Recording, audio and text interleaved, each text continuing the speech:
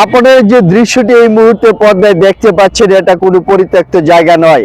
এটা ধামরাই উপজেলা ৬৮ নং সরকারি প্রাথমিক বিদ্যালয়ের বারান্দা।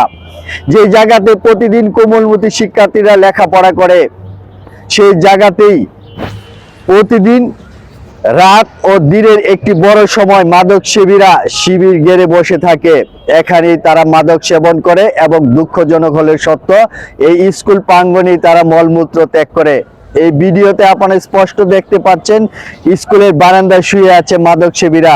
এটাই এখন আমাদের শিশুদের শিক্ষাঙ্গনের বাস্তব চিত্র।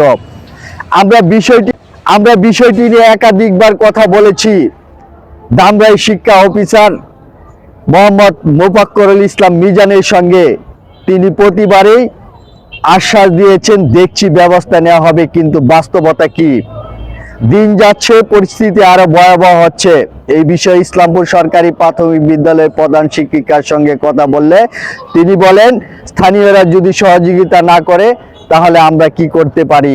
আজ আমরা এই প্রশ্নটা রেখে দিলাম আপনাদের সামনে। স্থানীয় জনগণ হিসেবে আপনারা কি বলেন? এই পরিস্থিতিতে কি করা উচিত? আইনের কঠোর প্রয়োগ, স্কুল স্থানীয় নিরাপত্তা, নাকি সম্মিলিত সামাজিক প্রতিরোধ?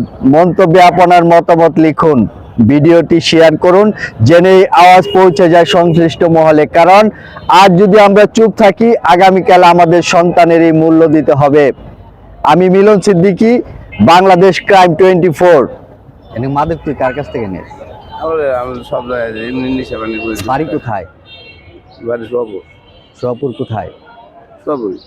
নাম কি তোর? বাবার নাম কি?